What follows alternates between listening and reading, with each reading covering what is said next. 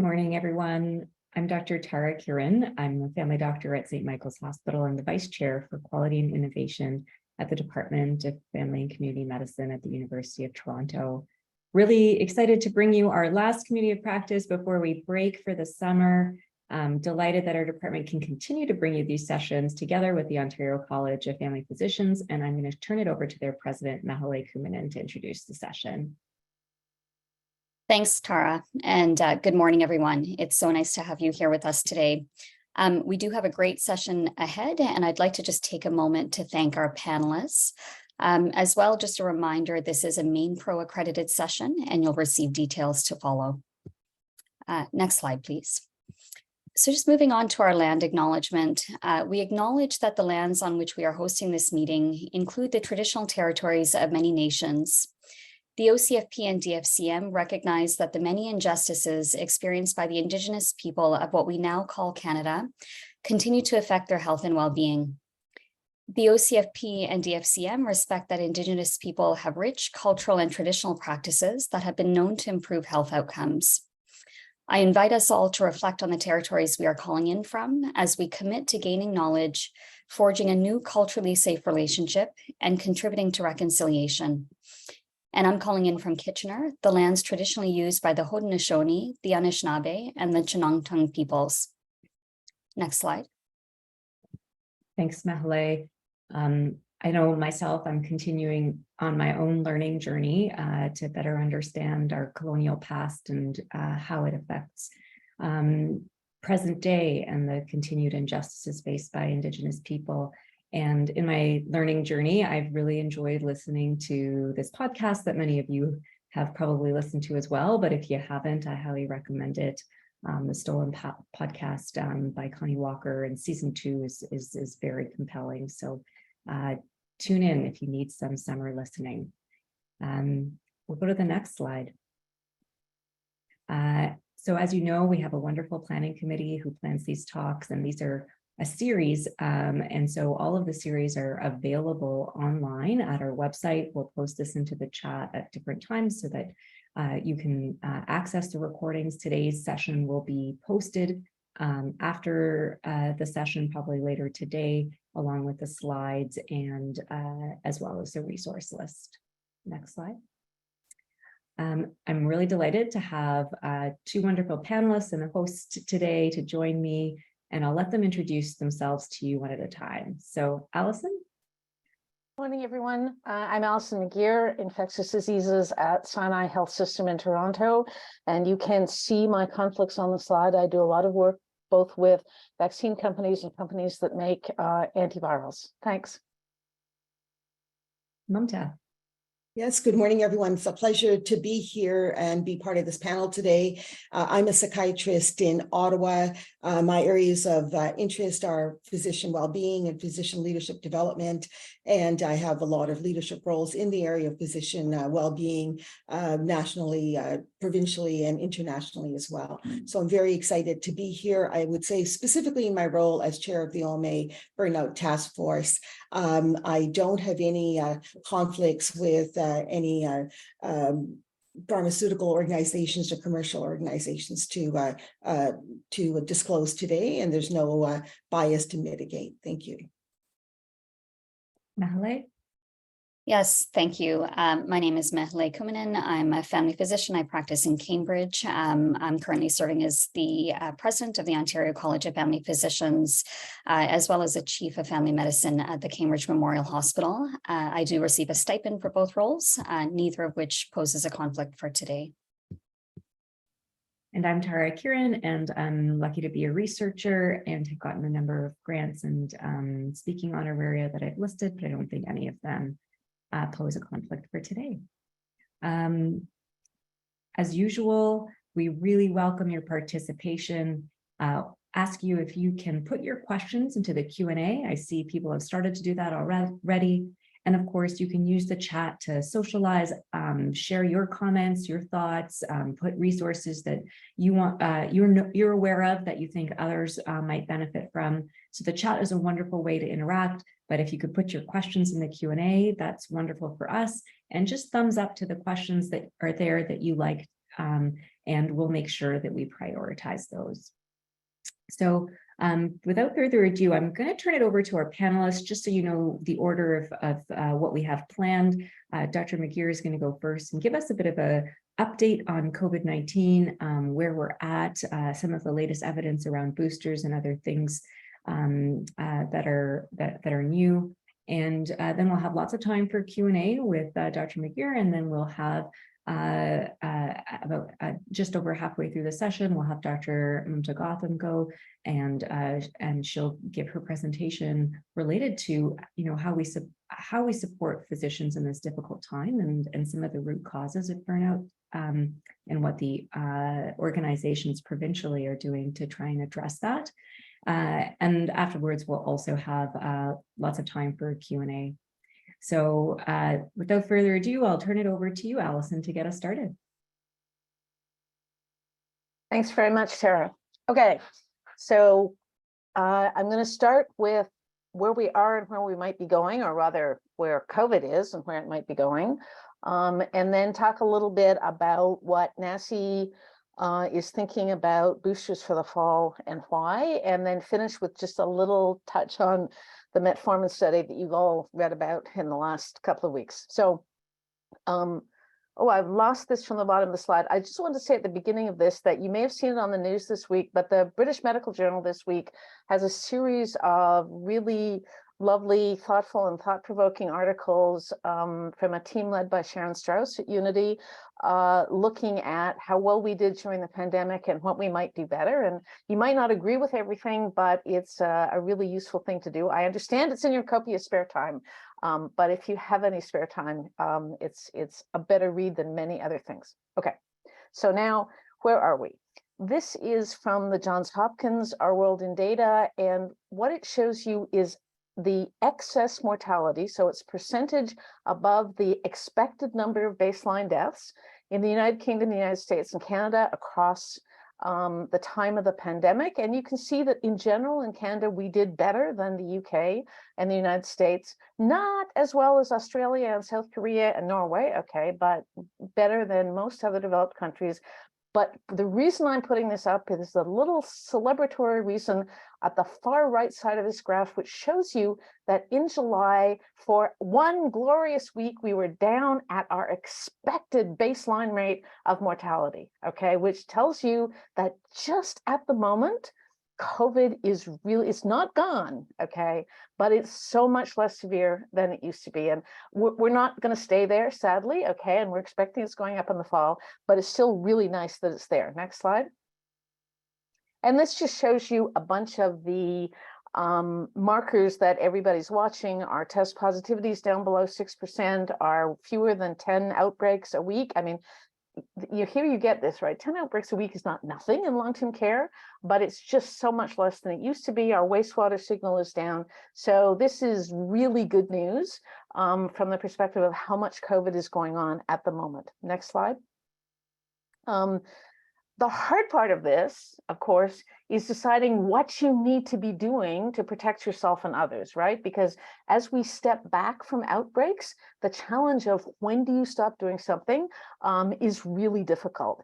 And so the additional problem here is this is not a one-size-fits-all thing. You need to think about how you feel, how your staff feel, how your patients feel, and balance the, the risk of COVID versus being able to maintain things efficiently and effectively in the clinic, and deal with both the risk perception and the risk averseness of the team you're working with. So for this, looking at the OCFP tool, which is a really nice one, walking your way through the different steps and thinking about what it is that's going to make your team comfortable and your patients comfortable is what you need to do. And that can range, you cannot be criticized for anything from, we're still using precautions with everybody and maintaining everything, okay? People may be a little bit grumpy about, the waste and having to wear masks, but it's fine if that's what works best for you. It's also just fine to step back and just do passive ARI screening, to look at your office flow and say, we're going to take some of it back so that we can function a little more effectively. We're only going to wear masks when somebody is sick or when you're dealing with somebody who's, you know, frail and elderly or immunocompromised, who's more comfortable if you're wearing a mask. You recognize that I do infection control. So I really think that our hand hygiene and our surface disinfection probably wasn't where it should have been quite before the pandemic. So I kind of like us to hold on to some of that. And then you need to, of course, to be thinking about ventilation and deciding whether you need additional ventilation or not. But in the process of this, you need to be reassured that where we are now, COVID is low enough that any number of different decisions are reasonable. And the fact that you're doing something different from your neighbor or somebody else is not anything to worry about in this. Next slide. Okay, so now the question is, where do we go from here? And the first little piece of bad news in the couple of weeks is in the blue circles on this slide, which is you can see that COVID has flattened, okay? I was really hoping that we were on the downside. I know it was kind of a false hope, but I was still hoping that we were on the downswing. It was going to keep going down, but it's not. It's stable. And we are expecting that there's going to be a surge in the fall that will be a combination of vaccine protection is waning over time, as we know it does to COVID. People are going back to work.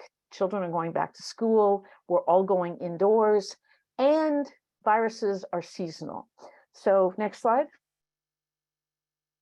So that doesn't tell us how bad it's going to be or exactly when it's going to happen. And I put this slide up so that, you know, we always talk about viruses having a winter season, but the truth is that every virus is an individual and they have their own types of winter season. We pay most attention to flu, and we know that when flu activity is variable every year, starts sometime between November and, you know, sometimes even the beginning of February, lasts about 3 months. But if you look at this slide, you can see other viruses. So respiratory syncytial virus, the 5-year average before the pandemic is the black dotted line, and the confidence limits are the gray bars on it. So human coronavirus and RSV go up in October and they stay up over the winter, and they come down in April and May. Enterovirus and rhinovirus have two different patterns, okay? Enterovirus has this big peak in September and October. That's what we see when everybody gets sick when you go back to school. Another little peak late in the spring. Human paraflu has a small peak later in the fall and a big peak in the spring. So COVID could do any of those things or something completely different, okay? And it's one of the challenges of looking at what the timing recommendations of getting your vaccine are going to be, because in an ideal world, we want to give people the COVID vaccine before the worst of it, and not knowing when the worst of it is going to be is one of the reasons that we're probably not going to decide until the last minute exactly when we want the COVID vaccine rollout to happen. Next slide. Okay. Now, there's been a bunch of discussion about whether what's happening in Australia tells us that this COVID is going to be a seasonal virus. And that's based on the fact that Australia is now having a bit of a season for COVID with their flu season. You can see their death per week on the bottom of this slide, and you can see they've had a bit of a peak. But you will also recognize that Australia went for the first 18 months with essentially no infections, right? They were a closed system and they did really well, but they've been catching up, okay? And so they actually had, if you look a little bit to the left, they had a peak in the middle of summer, last summer as well. So to me, this is not convincing evidence that we know what the seasonality of COVID is going to be. There is, however, some good news from Australia, which is that the flu season they're having is not terrible, and it's almost all H1N1. I understand that's not good news for pediatricians, okay? For those of us who deal mostly with older adults, it's really nice because H3N2 seasons are always worse than H1N1. So we can hope that we're going to have an Australian flu season, which was quieter than any of us were expecting it to be. Next slide. Okay. So now, what's NACI recommending we do about vaccines in the fall? And if you were on the call a couple of weeks ago, this is Gerald Evans' slide with the NACI recommendations for the fall added. And you can see that what they're recommending is that everybody who is vaccine eligible gets a booster in the fall. There's priority, as you would expect, for older adults and healthcare workers and people who have immunocompromised and underlying illness, and pregnant women, and racialized and indigenous communities where if COVID starts to transmit, the risk will be higher. but it's broadly for everybody. And the reason for that, if you think about it, is that if you look at the spring bivalent booster recommendations, they were no recommendation for everybody and a consider for people who are high risk and older. Only about 20% of those groups actually got a spring bivalent booster. So what that tells you is that most high risk people are 9 months. By the fall, they'll be a year since their last booster. And lower risk people, see the yellows in the fall bivalent, lower risk people probably last got a booster 18 months to 2 years ago. And that's a situation where we know that everybody's going to be susceptible to infection, and people are likely going to be significantly more susceptible to severe infection. So it makes sense both from the perspective of we want to prevent severe infection and protect not only people, but also our healthcare system in general. But if everybody gets vaccinated, it also reduces transmission and it provides better overall community protection to people who are most vulnerable in our communities. So expect that the recommendation is going to be everybody in the fall. What goes with that recommendation at the moment is that things are quiet enough that even people who are hitting 6 months now should hold off and wait until the booster comes in the fall. And the reason for that is because the booster that's coming in the fall is going to be an XBB booster, so it's going to be adapted for the current strain. And because, as we said before, you want protection closest to when there's going to be the most activity. So many of us have been advising people that it's okay to get a booster because 6 months is going to be November, December, but 6 months is going to be January now. And the XBB booster is likely to provide better protection, so most people should wait. There will still be people, I think, who really want a vaccine. And I think if you have a conversation with them about what the downside of getting the vaccine is now, they may have some very convincing reason why they want to be protected now. And that's okay. People can make that decision. But in general, we should be waiting. Next slide. Okay. Now, a couple of things about boosters in the fall. The first of them is on the left of this slide. In the left, you see protection in one of the studies. I'm sorry, the references have been cut off, but they'll be in the slides that you will get later. So people who have not been previously infected have still not imperfect protection against, this is protection against hospitalization and death. So people who have not yet been infected, that's 10 or 15% of the population of older adults, will really need their booster. There's a tendency to look at people who've had an infection and 3, 4, or 5 doses and say, wow, 93% protection, that's really good. We don't need the extra. So let me give you an imperfect analogy for what 7% means, okay? A male black bear by weight is 7% of a male hippopotamus.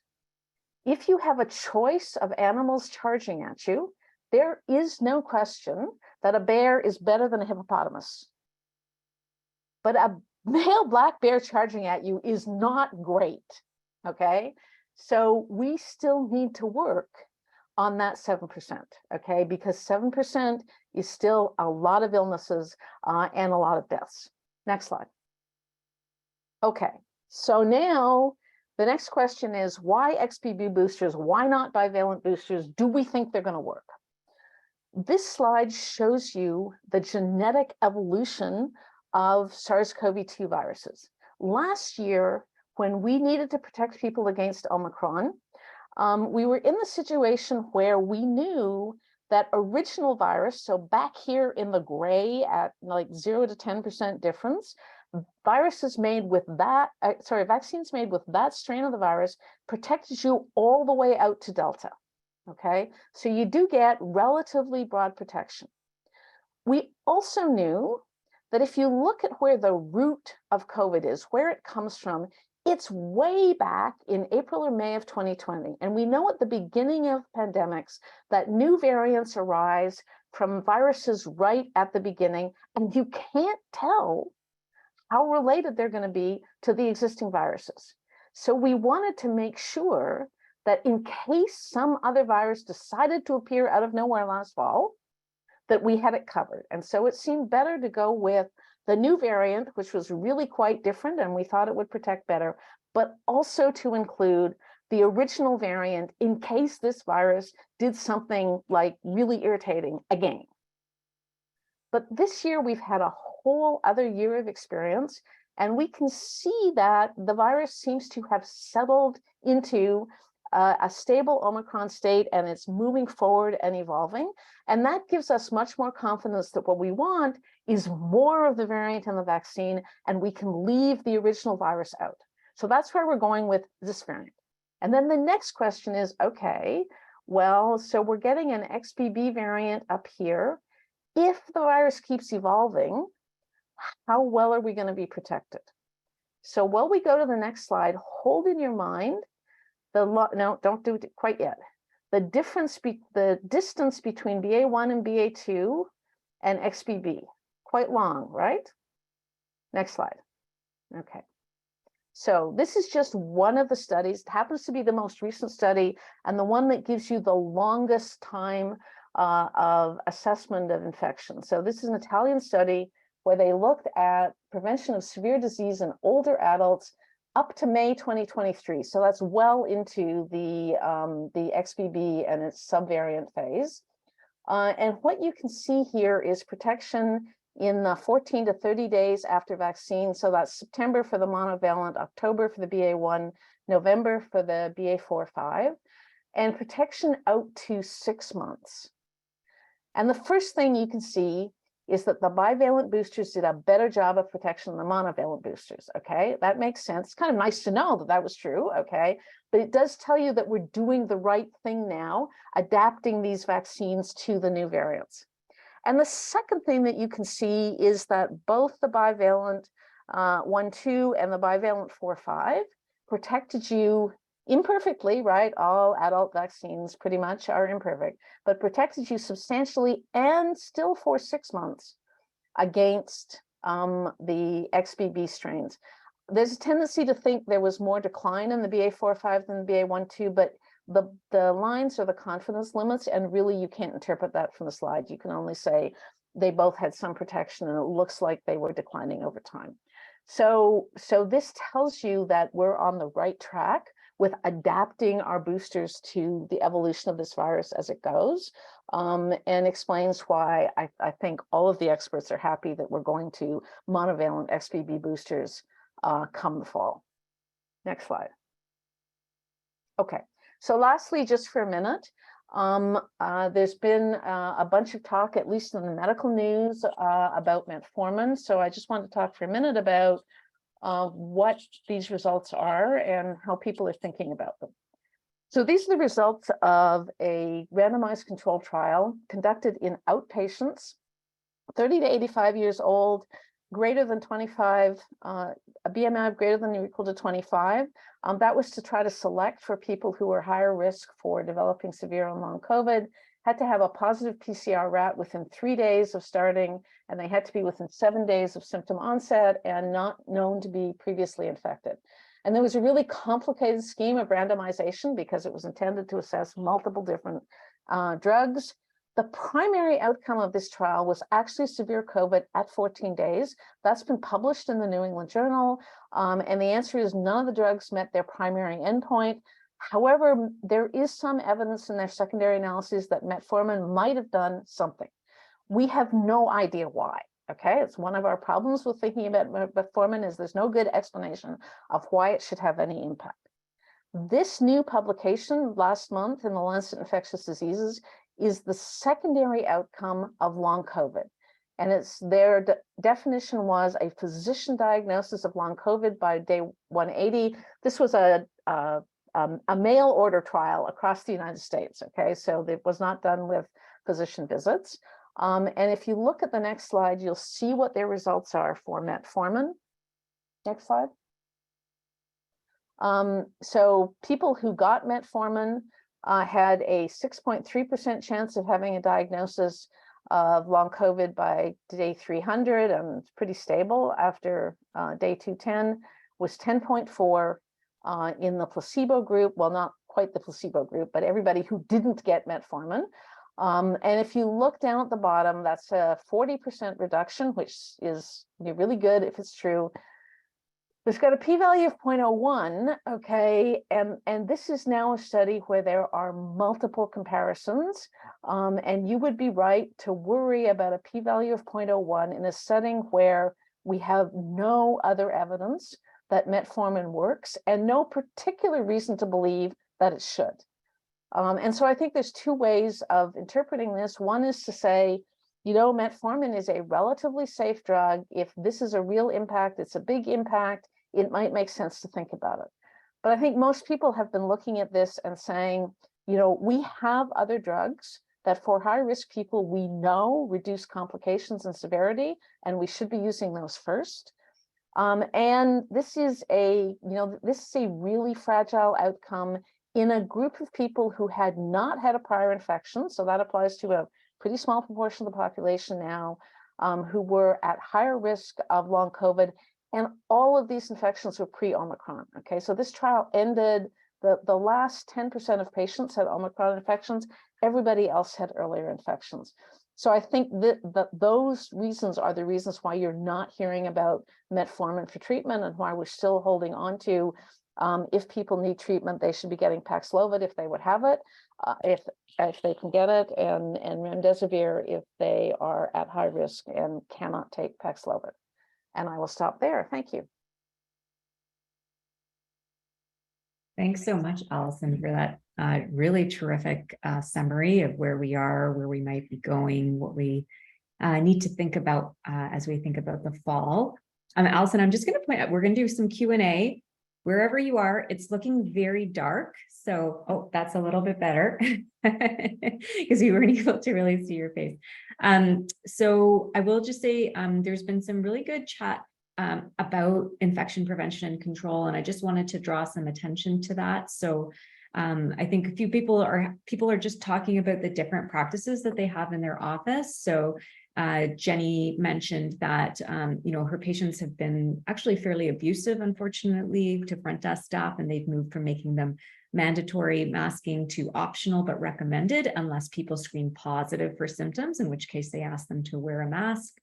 Alan mentioned that in his own clinic, they do masking in the waiting room, but when they go into the office, patients and staff can take the mask off unless there are symptoms. And then a couple of other people, I think it was Nicole and Catherine, mentioned that how they continue to just have masking for all patients and staff. And I'll say that's the norm in my own clinic where I work as well. So just interesting to see the differences that people have. And I wonder, Olivia, if you could put back the slides. I'm just going to so people can see the new the guidance that the OCFP has, because I think that can be really helpful. Olivia, would you be able to put back those resource slides, and I'll just go through them.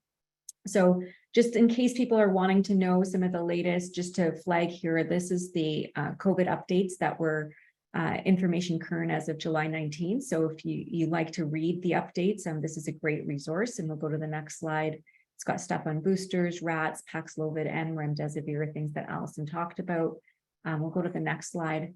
This is the OCFP handout. So in case you have questions about IPAC, this is a great guide. And then the next slide, just to say that this is we've gone over this before, and this is community of practice, but it's a great randomized control trial being done within family practice.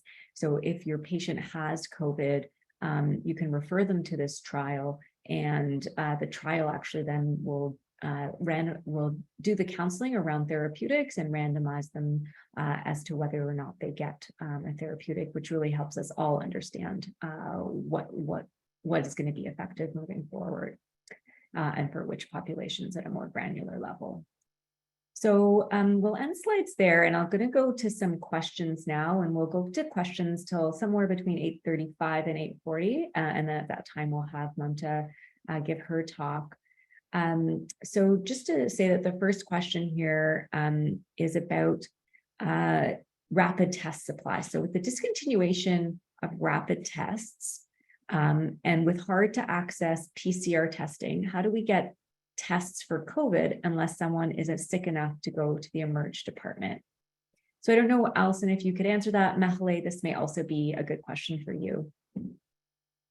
Yeah, so the first thing to know about why we don't have rapid tests is that rapid tests are no longer very sensitive. It's an interesting evolution. When COVID started, rapid tests, at least some of the rapid tests looked really good. And we thought maybe there's been a breakthrough, because our problem with rapid tests for flu and other respiratory viruses has always been that, a positive test is kind of helpful, but a negative test doesn't tell you anything. And so we were kind of hopeful, but with the evolution of Omicron, it turns out that really you need 3 negative tests before you can say you're negative. And remember that at the moment we're down to, in PCR testing, which is you have to work to get, we're down to 7% positive. So there's a lot of other respiratory viruses circulating, and rapid tests get to the stage where they're really expensive for very low yield. So on the one hand, it kind of makes sense that we're not doing it. On the other hand, it does create this challenge with where do you get rapid testing, and where can you get tested if you need it?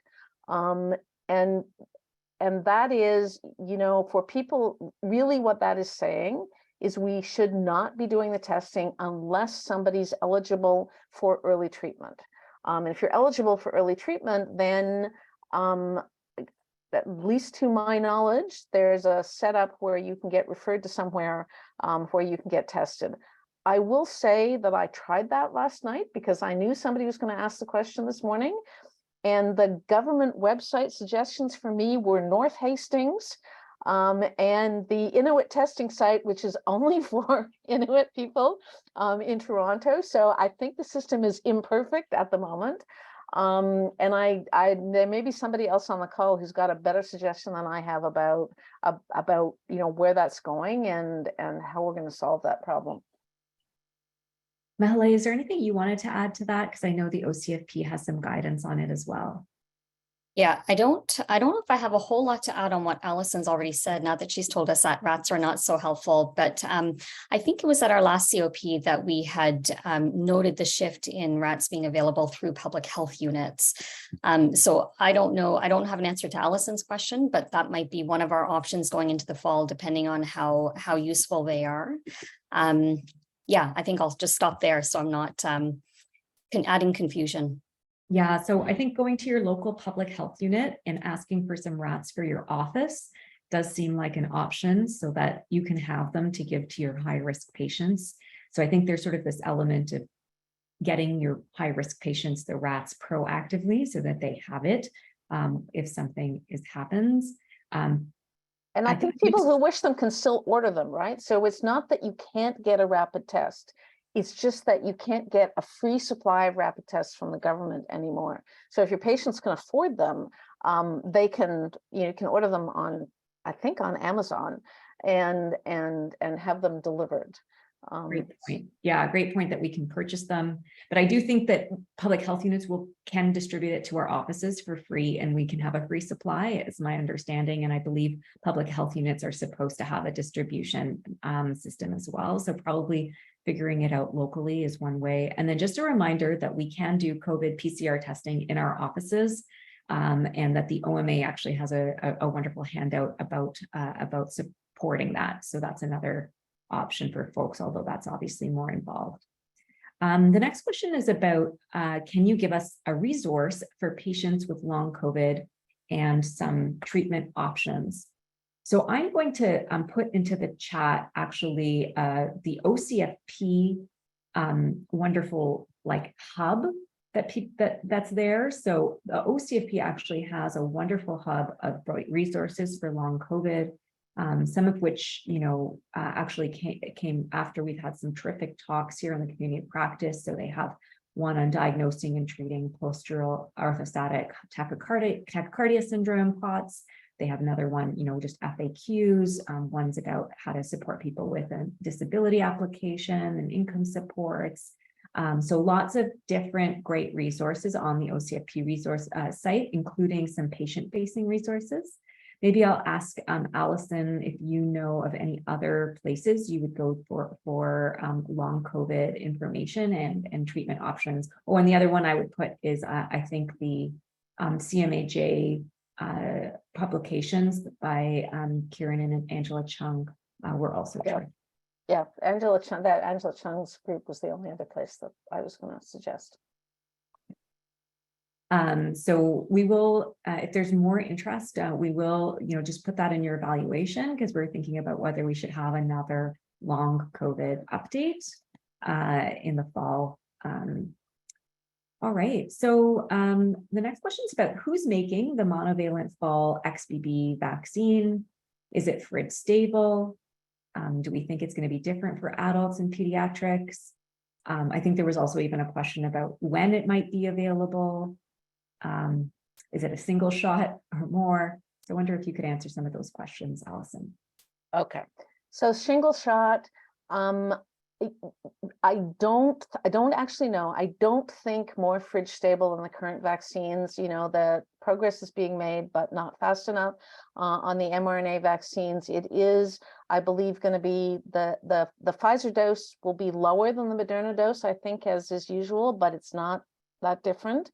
And Novavax is also making an XBB. So there will be a supply of Novavax. We're going to be reserving it in Canada for people who can't get mRNA vaccines. So there's not going to be a lot of it, but there is going to be a protein vaccine available for people who can't take mRNA vaccines. When we're going to get it is still an open question. The province at the moment is planning that it'll be distributed with flu vaccines, so that it will, hospitals and long-term care will get the first supplies in October sometime. The bulk of vaccines will be delivered with flu vaccines in November.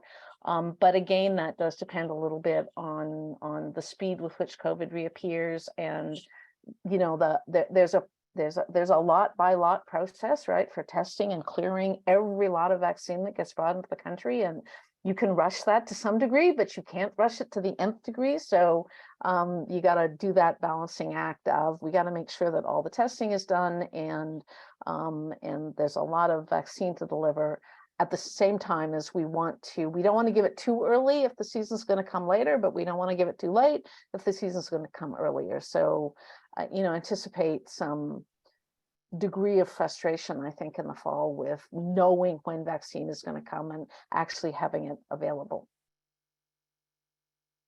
Thanks, Allison. And we'll try and have Dan Warshawski join us in the fall to give us a better update, or like a more close to the nose update, hopefully, about when it might be available. I think, by the middle of September, people will have a much better assessment of when vaccine is going to be available.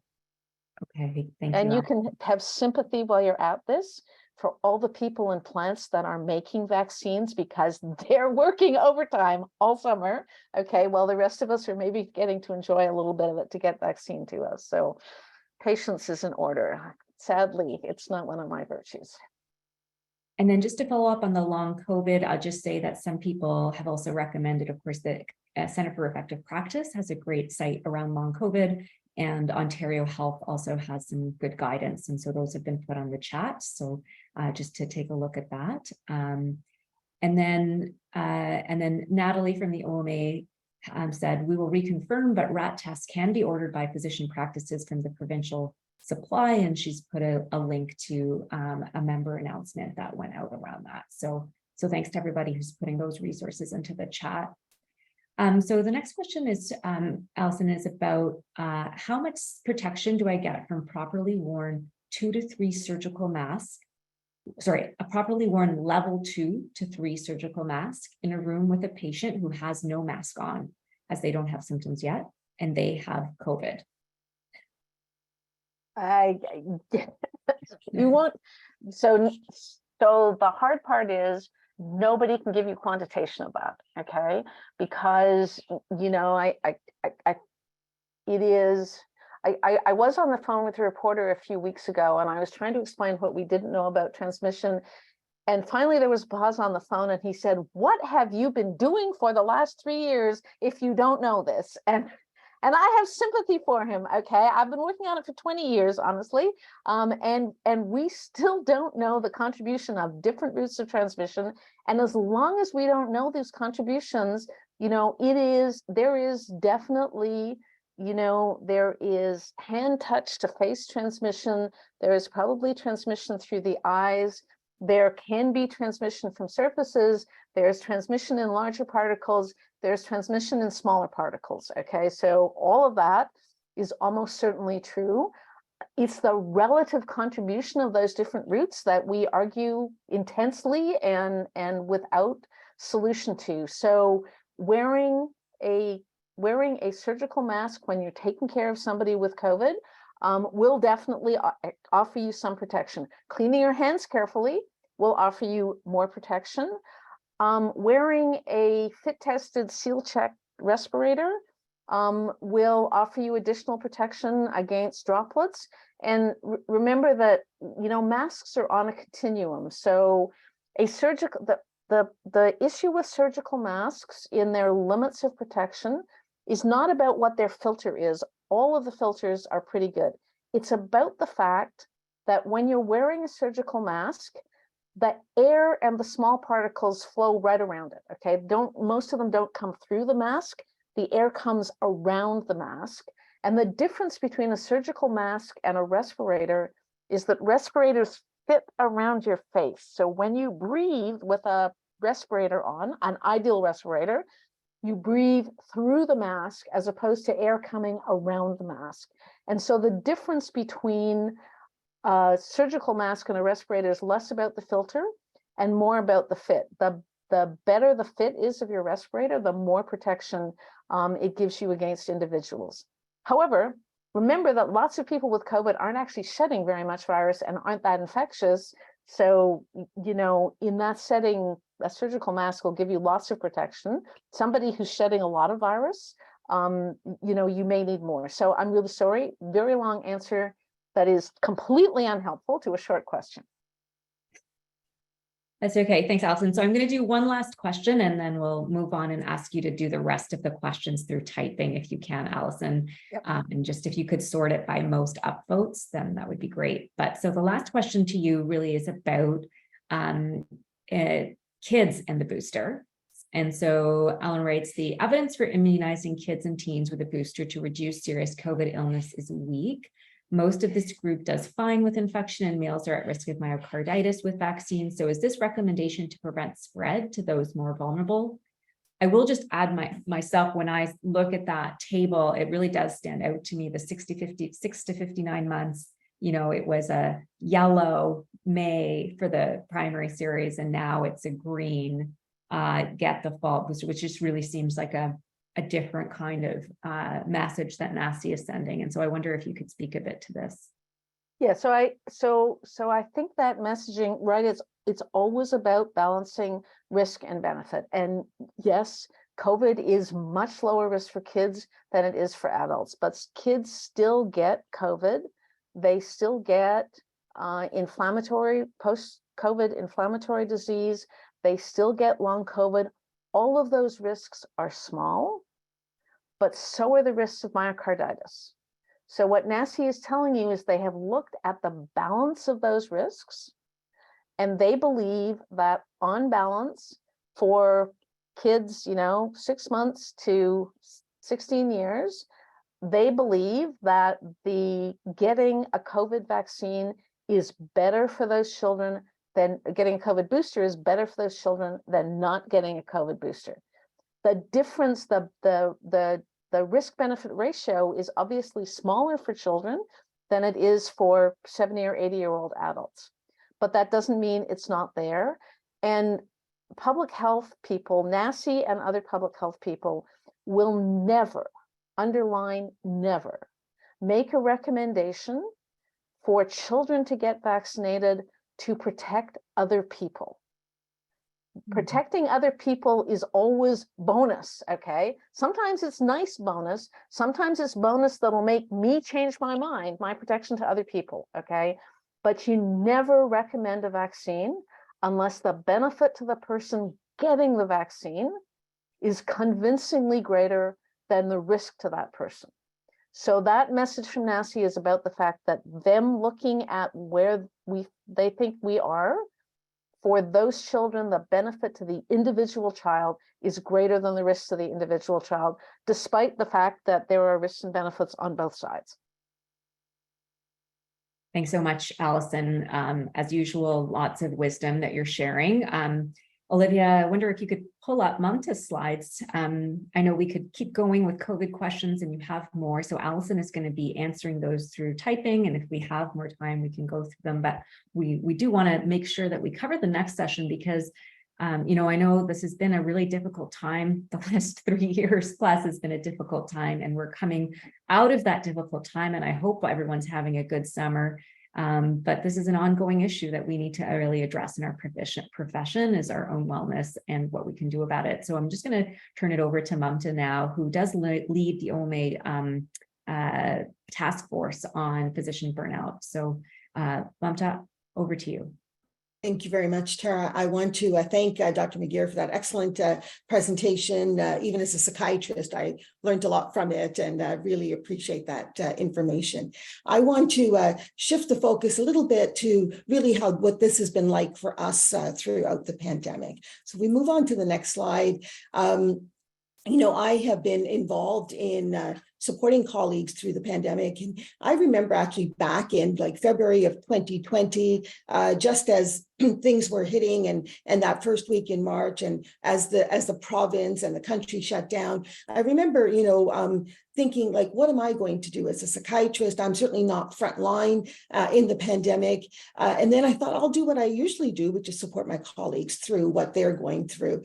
And so a lot of what I'm going to talk to you today, I want to thank the colleagues who've given me the privilege to listen and to care for them through this.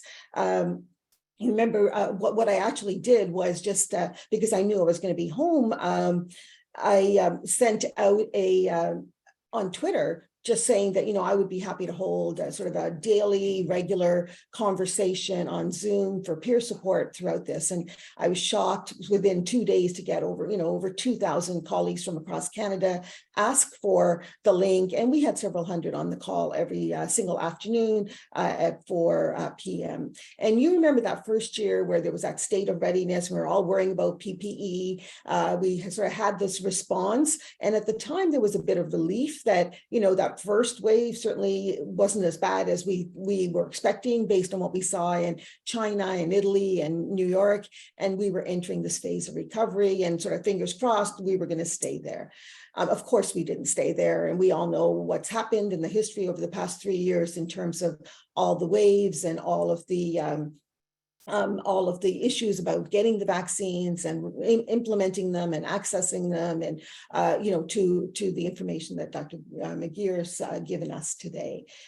All of that impacts us, right? There's and you know, colleagues shared feeling very stressed. And remember, stress in itself is just a normal, natural response. There's a spectrum, and what you want to make sure is that stress doesn't become distress, at which point you're not able to function at your usual level. Most of us have actually used stress to motivate us, like to get through that hard night of call or that exam. So stress in itself is you know, can be effective, but it's the distress that we want to avoid.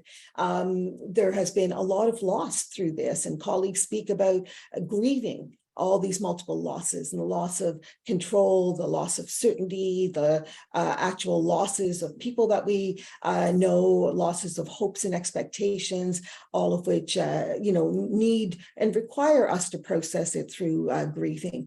Remember, there are different stages of grieving, and also remember that it's not linear, so that we go back and forth. And certainly, you know, what we might have sort of accepted as a loss and grieved in the first year Was the loss again probably in the second year? And, hope, I don't know, even something as relatively minor as wanting to celebrate a birthday, right? Okay, I didn't do it in 2020, but I didn't do it in 2021 and again in 2022. And so we go through this multiple times and also know that we're living and working with colleagues and family members and in the community, all of whom are at different stages of grieving multiple losses.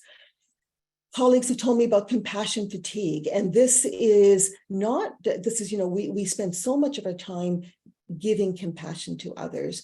And it's not really the compassion that makes us tired or fatigued, but it's really mirroring that empathetic distress of people around us and taking that on, and to the point where we're just not able to re-energize and refuel and come back and do it the next day, right? And a colleague of mine, Dr. Rachel Raymond, says, thinking that you're going to go through all this and not be impacted by it is like, walking into the rain and thinking you're not going to get wet, right? Of course, we are going to be impacted, and that in compassion fatigue, there's only so much that we can do. Moral distress. That's that feeling that we have when we're simultaneously managing, what we know we want to do for the very best for our patients, and the limitations of the system that prevent us from doing that. And so how do we manage that? And we saw this. We've had moral distress to a certain extent in healthcare for a long time. All of that was intensified through the pandemic. And if you have enough episodes of moral distress where, you'd like to, in the early days, have your patient be seen in the emergency room. We have to make decisions of, who gets admitted to the hospital and who gets admitted to ICU and who gets that last ECMO machine. Like, these are hard decisions when, of course, we like to be able to do everything we can for everybody. Ongoing moral distress can cause a sense of moral injury, and many of us have felt that through the pandemic. And burnout. We've talked a lot about burnout. Really being the sense where, you're emotionally exhausted, you're feeling like you're, increasingly unable to replenish, and you start to pull away from people, because we realize that the people are really the ones that drain us the most. And then it starts to also creep into our workplace, where we start to question what it is we're doing, and is this what we, signed up for?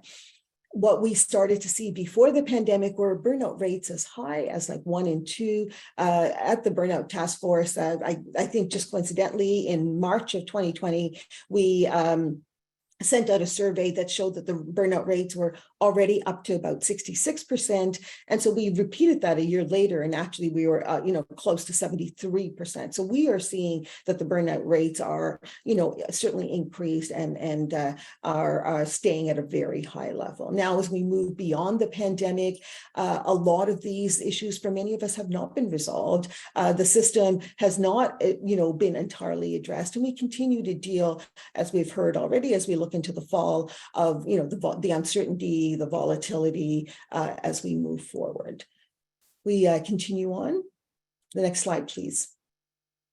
And so I want you to take some time and think about where you are on this continuum. This is adapted from the Road to Mental Readiness from the Canadian Armed Forces. And it's very simple, really, to understand and to kind of think of where you are. And as I go through this, I want you to think about, what color am I today, right? So am I in this healthy green zone where I have normal sleep patterns and a normal sense of energy, and I'm socially active, and I, have some good support systems, and I'm maintaining a healthy lifestyle? Or am I in the yellow, where I'm starting to have early signs of being nervous, having difficulty sleeping, maybe tension headaches?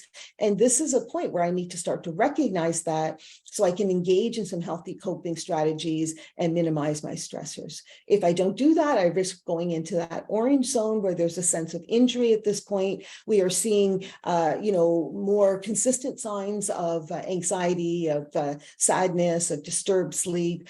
We come to work, but we're certainly not functioning at our best. best. And as I say, we start to pull away from people because that's just extra energy that we don't often have to deal with. At this point, we absolutely need to get some help and some social support and to move towards people instead of pulling away. And then otherwise, we do worry and we run the risk of moving into frank illness, where now there is a diagnosis of anxiety, depression. We're not able to perform our duties and we're not able to go into work. And obviously, we need to interact with the healthcare providers at this time. So think about where you are. What I will tell you is that most of us are not in the green. Right. And this really surprises me as people tell me, most of us are kind of in that yellow. Maybe we're green on some days, maybe we're green because it's summer. But generally, it's been a while since we've been sort of consistently in the green. And that's a fact and a reality that it's important for us to know about ourselves, but also to appreciate for the people with whom we work. Next slide, please. And this is really the big take home, right? That this can happen to any one of us. You can take any healthy, highly functioning person and push them and push them and push them until they are in what's for them an unhealthy environment, and they too can become unhealthy, right? None of us are immune to this. Next slide. I want to frame this in a concept that I call quit multiplying by zero. And this is that sense that, health is really a product, right? It's a product of the individual factors and the cultural factors and the system level factors. And when I first started treating and caring for physician colleagues over 30 years ago, I was mostly focused on the individual part because that's really all I had any control over. But we weren't really impacting the culture and certainly not the system at that point. We were multiplying by zero and we didn't see much improvement in this. I think over the years, we have been able to impact the culture as well, reduce the level of stigma, talk about this more openly, but we are still multiplying by zero until we got the system level factors put in. And so, and I think this is also important because while we now know that burnout is a direct cause of system level factors and it's an occupational hazard, what we want to make sure is that we don't, and I've heard people say this, which I totally agree with, like quit blaming me. It's not like I'm not resilient, or that one extra yoga session at lunch is not going to be the thing that changes it. And it's absolutely true that it's not our fault, if you will, right? We are resilient. We have to be to come into medicine and do the work we do. However, we still need to think about what can we do to take care of ourselves so that we have some sense of protection as we address modifications in the culture and at the system level. So we really want to make sure we're doing all of these things so we're not multiplying by zero. Next slide. I want to just address each of those three aspects, addressing the system.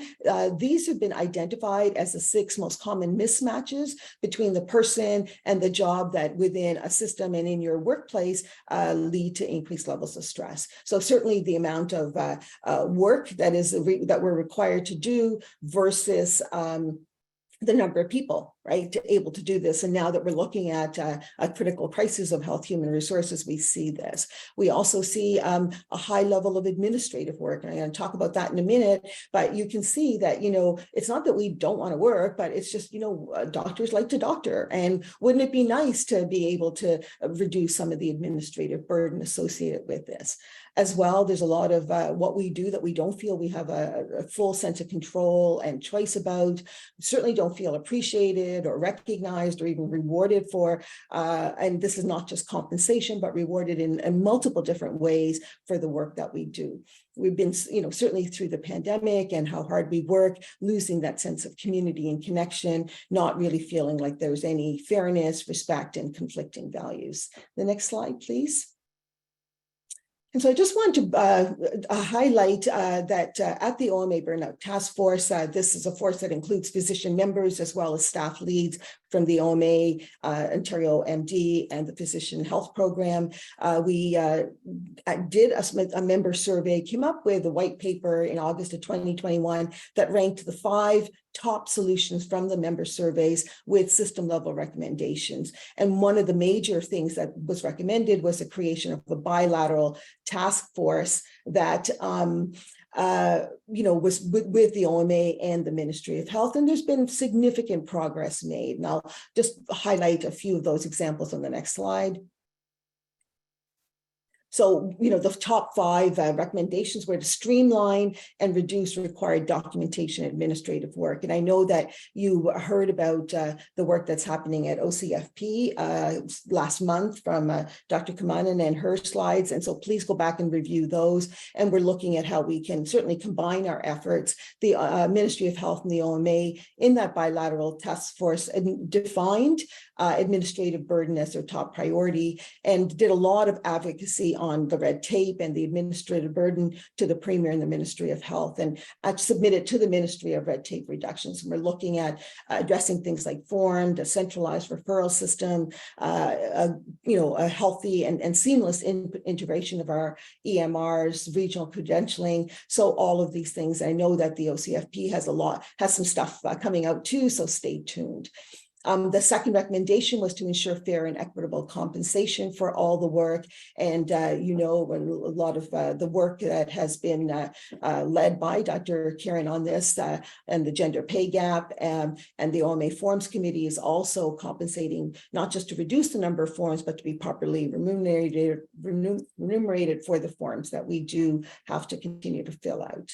The next slide, please. The third recommendation was to increase work-life balance by organizational policy change, and there's engagement with the Ontario Hospital Association on policies at the hospital level, lots of workshops and educational sessions on this. We're looking at seamless integration of digital health tools, and there's been established a digital health advisory table for looking at some of these topics. I think that they have actually concluded a lot of their work, and you'll hear some things in September of the outcomes of their work. And the OMA has submitted to the Ministry of Red Tape reduction along with everything else, looking at that EMR integration that I talked about. And we're also looking at how we can provide institutional supports for physician well-being, and that's a lot of the work about the physician health program, but also perhaps looking at a burnout measure so that we can measure and monitor this over time. The next slide, please. I just also want to address the fact that, absolutely the system is the main cause. We have been also looking to address the culture that we work in, this whole tendency to be superhuman, to be perfectionistic, self-sacrifice, and address the stigma in the culture of medicine. And my last slide, please.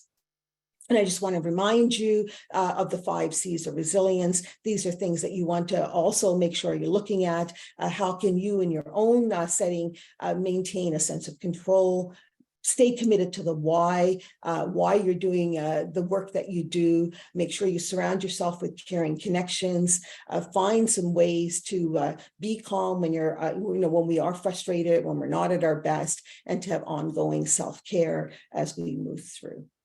Okay, I'll stop there. I think that this is an important conversation. If we do have a question or two, Tara, I'm happy to address that. Thanks so much, Mamta. Really appreciated that what you took us through from where we came to where we are now, what's happening at the system level, and what we can do also as individuals.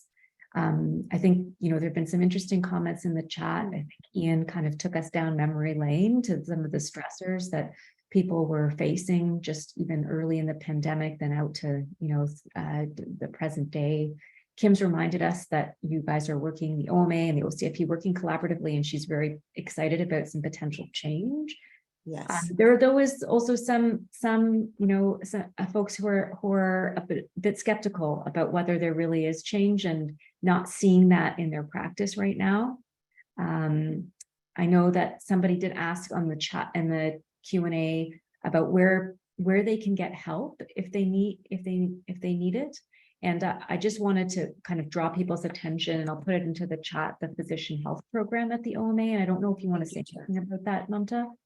Yeah, so I'm happy to say that, the physician health program is an excellent resource. I think that they have a good amount of support. They have a lot of resources that they can sort of do a triage, do an intake assessment, and help you find the right resource for what it is that that you're looking for. I know too, and I just want to reassure you that in years and decades in the past, there was a lot of concern about reaching out for help in any way, including the physician health program, and worrying about the impact on your licensure. And that's certainly been something we have addressed and look at. I think that we'll look at the CPSO has been very involved in these conversations, and the question that it's down to sort of one question in your license renewal now, and really helping them see that a diagnosis is very different than impairment, right? So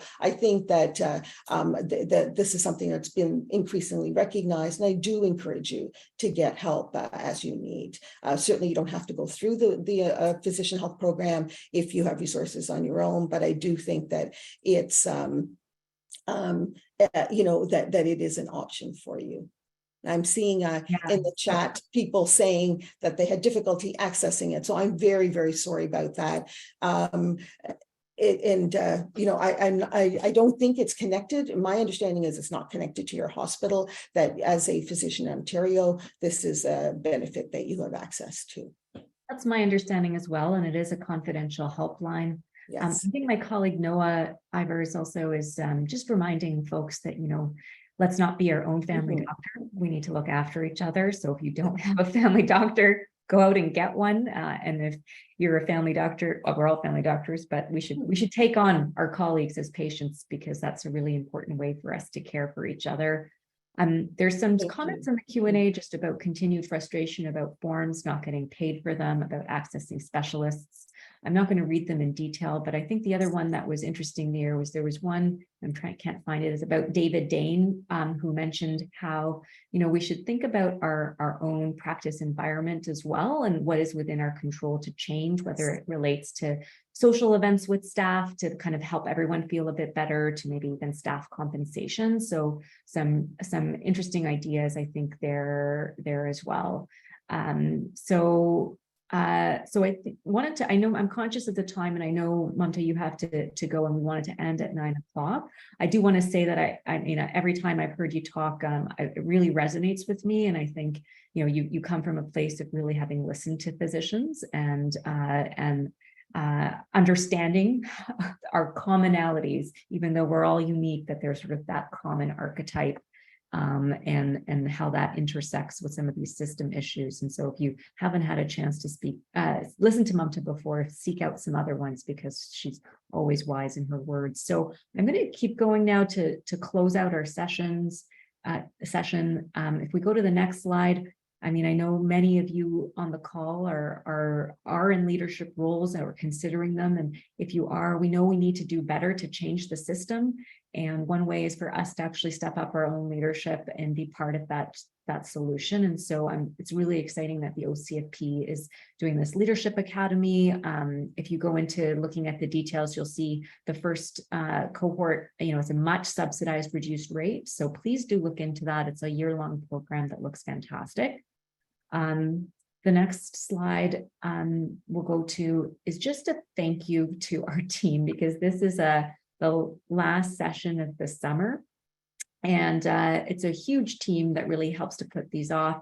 The people on the left-hand side there are all our current members who are involved in putting this together. And we've acknowledged some of our past members on the right slide.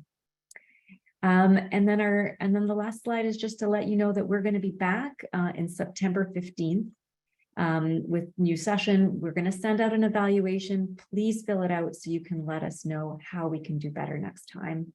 And also let us know what topics you really want us to cover. We continue to kind of not be entirely clear even ourselves on how much we should be balancing COVID with other priorities. So let us know what you want. And then finally, I wanted to thank our panelists once again. So Alison McGeer and Mamta Gotham, two really wise panelists today that I know we've learned a lot from. I can see from the chat that they really that both talks really resonated with folks. The first was informational and really helps folks in their practice. And the second, I think, really struck a chord with what people are feeling. And so thanks to everyone for tuning in today. And thanks for all of the work that you continue to do. I hope you have a fantastic summer. This is a time for us to recharge, reconnect, and look after some of our own Cs. Take some rest, and we look forward to seeing you back in September. Thank you.